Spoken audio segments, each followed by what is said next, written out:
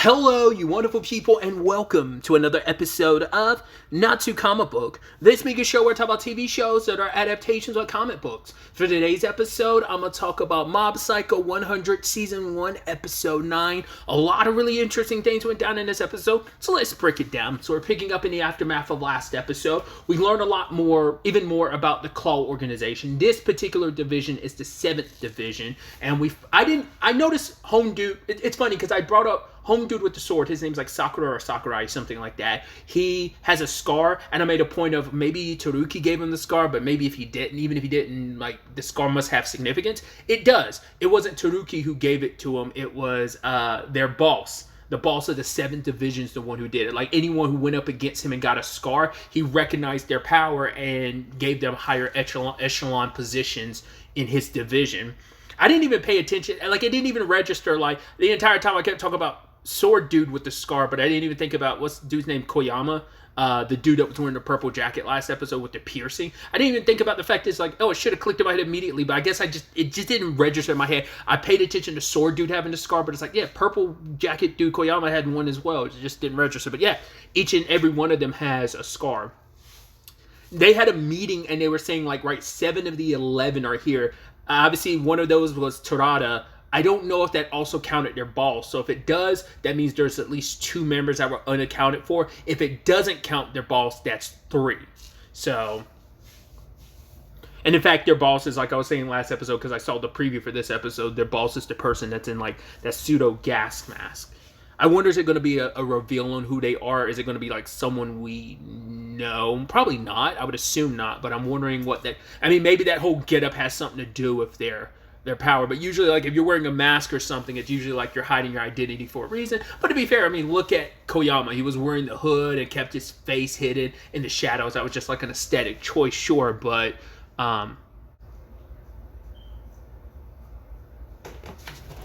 Sword Dude and Koyama were talking about the whole aspect of, like how he got whooped by Mob last episode. And once again, they're still under the impression that Risu is Shigeo, not recognizing they've got the wrong sibling, that the sibling they should have been looking after was the one that kicked Koyama's ass.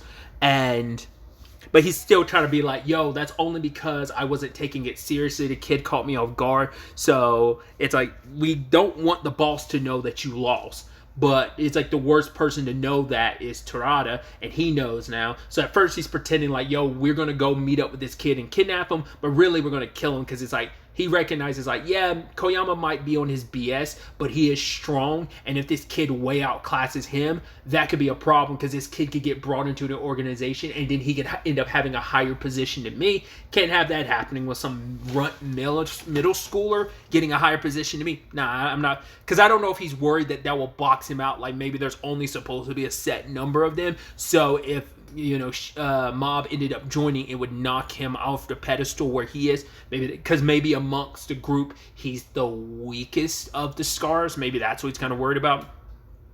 I mean, who knows? You might not just get X'd off the list. You might literally get X'd off of like, oh, now that there's too many people and you've proven yourself to be the weakest of the weak, they might just kill you instead of just like firing you, whatever, so.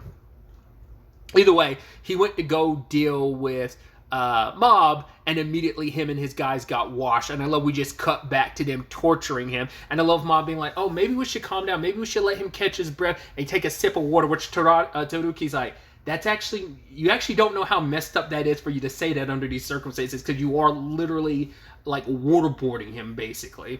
Poor bastard. And I love that he's like, because they recap all the information he told them, and he's like, yes, you only know all that because I told you, and they're working off the checklist. And Torada's like, no, Taruki's like, I think he still has more he could tell us. So you kind of feel bad for the guy, but it's like Koyama was saying like, right, Torada is going to be very cautious so he won't get caught off guard. He let his guard down because once again he thought it was a kid. Even though he knows Koyama got washed, he still, Koyama would still fighting the entire episode saying like he didn't lose. So either way, at the same time that's all going down, the 5 kids include it's 6. Yeah, 6, including Ritsu. The kids were planning on trying to pretend like they didn't have psychic powers. Like, oh, you kidnapped us for no reason. It's like, I don't know how they thought that was going to go. I guess they thought like, oh, maybe if they find out we have no powers, it's like, well, we know apparently this organization can make people with psychic powers. So if they think you have some latent ability, they'll probably try to tap into it. But if you're, I guess, able to pretend like, oh, we don't have any at all, then maybe they'll let. But it's like you've been captured. You've seen their faces. There's no way they're just gonna let you go. Like if you didn't have psychic powers, they would kill you. And Homedew threatened to kill one of the siblings. He tried, or at least pretended like he did, that one of the twin siblings, just to scare them. And I was like, there's no way he actually did it. Because when he was away, I thought it was actually going to cut when he dragged one of the brothers away. I thought it was going to be like a comedic bit where it's like he's tickling him or something like that. But no, they went full dark. He came out with a knife in the body. I was like, he didn't really just do that, did he? But it turns out, no. It was just meant to scare him. And so they're thinking like his power might be hypnosis. He might be the main dude responsible for brainwashing the victim. So that was a really interesting development. But I'm also kind of scared because I'm like, what if you think you're communicating with your brother, but you're not? I don't think you'd make that mistake of thinking you're communicating with your brother. I mean, your power is specifically linked to it. But I'm like, I'm worried they're about to get like tricked or something like that. I don't know. But it just seems like, for now, it's on the up and up, and it just seems like his brother's somewhere else. We'll see whether it ends up being a twisted at or not. Whether there's a little more shady shenanigans going on, and it's being like, it's like, oh, you're not communicating with your twin. It's someone pretending to be your twin because your real twin actually is there. Because I was like, there's no way they're going to go that. I mean, this story can be dark, obviously, but I'm like, it's not going to be that dark, is it? Because I think this would still be classified as a shonen, which, I mean, shonen can still get dark, but like, I wouldn't expect it to get murdering children dark, but I'm like, yeah, there have been plenty of anime where like technical kids and teenagers have died, so it's like, you know, I don't know. I wasn't expecting like a straight up murder. This one, I'm like, I don't know. I'm just weary. Part of me is like, okay, I accept it as it is, but I'm also part of me's weary. Like, I feel like this has got to be a trick, and your twin actually is dead or something like that. I don't know. We'll see. But I even love Risu admitting, he's like, first, before we go on, what were your names again? Because I thought he was going to ask them like what their real powers were, but it's like, no. Which I think says a lot about Risu, that he was just so like about them when he found out their powers because of how like pseudo lame it was or whatever. But the fact is that he didn't even bother, because he was so in his own world, because it makes sense. He was so focused on himself, he didn't care about anyone else in the group, because he's like, I just want to get my powers. And especially with the whole dimple of it all, he was flexing and feeling himself, so no one else mattered. Everyone fell to the wayside. So if the circumstances were different, maybe he probably would have paid attention. But now it's like, well, our lives are on the line, so we kind of have to get out of here. But I thought it was pretty smart when he was like luring the guards away from the cameras so that it could still pretend like, yo, we still don't have powers. So as long as we hide that well, it should be fine. I mean, I love the working together, the pyrokinetic and the telekinetic working together with the spoon. Which, I mean, he didn't even use his telekinesis to hold this, but I guess it's like, I guess once he put this like they heated up the spoon and jammed it in the lock and then opened it. I'm like, did you even use any of your telekinesis at all? Like, is it because you have a longer arm and you were able to get to the lock? I don't know. Like, I mean, maybe his telekinesis helped in some shape or form with the lock. I just assumed sticking the spoon in there. Maybe his powers helped stick the spoon in there. I don't know.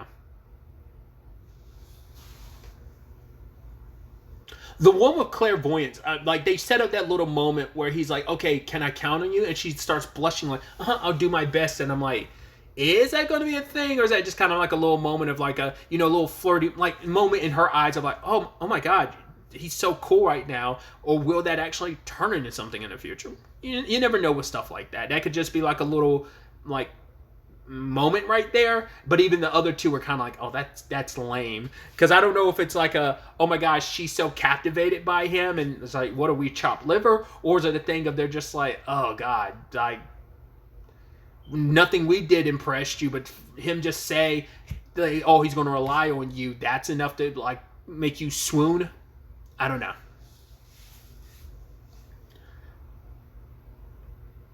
At the same time, they're making their escape is when Mob, Tsuruki, and Terada make their way. And I love that Tsuruki just let Terada get away because he's like, we beat him enough. He's not going to do anything. And he proceeded to use his powers. And he's like, I'm going to get back at you kids. It's like these guys are too egotistical, too much ego to ever let you like just walk away after humiliating them. So his power is like telekinetic whip. So he's throwing trees. He's throwing Tsuruki around. And then Mob just comes over and squishes him between two trees. And I love that line of just, technique means nothing in front of absolute power. Then with them making their way here, they knocked out some guards. Dimple possessed a guy, which is like, shouldn't you have just taken over Terada's body? He's like, yeah, but like powerful psychics just have a natural mental block, so I couldn't possess that guy's body. And I love them cutting back to it and just showing him punching the guy's head, trying to possess him. But it's like, that's why I haven't been able to possess Mob or Tsuruki, which is, I guess that kind of speaks volumes of the fact is that he was able to, because I was about to say, because he was never able to fully possess Risu, and eventually Risu just let him do that on purpose just to kind of unlock his powers, but I love the whole thing about like, you really are an evil spirit or something like that. And he's like, no, I'm not. Come on, Shigeo, tell him. And he's like, no, he's definitely an evil spirit. And he's like, I've gotten weaker. And it's like, well, you're already weak before. He's like, no, I was weakened because of that before that. And Mob's like, why were you weakened? And Dimple's almost like, Mob, do you not get the fact that you almost exercise? Never mind. Let's just go.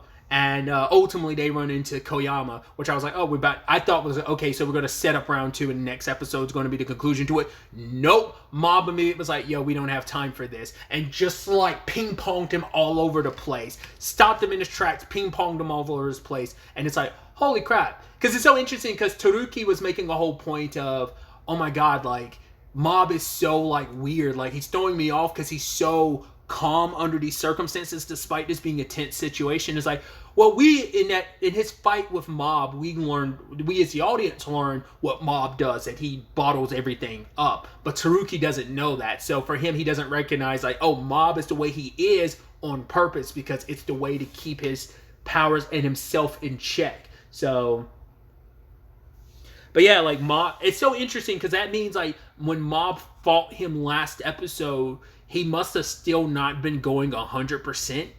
I guess like he went 100% with unlocking his power, but he was still like, must have still been holding back with how much of that. Like, it's almost like going Super Saiyan, but then still holding back even more. Even though like, hey, you're going Super Saiyan and your power has reached a certain multiplier has been applied, but you start like halving that multiplier. Maybe that's what Mob did last episode. But it's just like, maybe...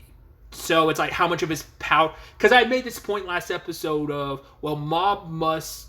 Yes, he's super powerful, but he's a kid and he hasn't flexed those muscles, so how powerful is... I mean, maybe at the end of the day, it doesn't matter that he hasn't really trained, because he's so absolutely powerful that it doesn't matter. I mean, it will matter in the long run, but maybe it's like, how much stronger would he be if he train? But the question didn't like the whole point I'm making is, does he even need to train, or is his power so powerful that it's like you don't need to train, it's just you need to stop holding back, and the moment you stop holding back is when you're able to really, really let loose. So either way, like I said, I was kind of shocked that fight just ended up being like done like that, but just like bouncing him around and just took... I love it though. It's just, I figured when he got a chance, Mob would shut him down like eventually, but I I thought it'd be a little more of a drawn out round 2, but it's like, nah, we don't have time for that. Bam, bam, bam. So like, you thought you were humiliated before, you were like, I didn't lose. You sure as shit lost this time, and it was in the most embarrassing way possible. He took you down so effortlessly, you couldn't do anything. So now the question is, how does he stack up compared to the other scars? Because there's, at least... Once again, there's like 7 here. Like I said, I don't know if it's technically 8 because the boss is here too. So, but how does that fare for Mob and Tsuruki? Dimple's there as well, but there's not much he can do since he's just possessing a body. I don't know if... I'd assume anyone there has psychic powers, but they might just be regular people, like the trainers they took out. Well, that Risu took out. I don't know if they actually had any powers or whether they were just like strong people beating up and training kids. I don't know. So we'll see where the next episode ultimately ends up taking us going forward. into the next episode as we continue this rescue/escape mission situation. So, but really, that's all I wanted to talk about. So the next time we meet, be happy, be safe, live life to the fullest, and enjoy it. Good day and goodbye.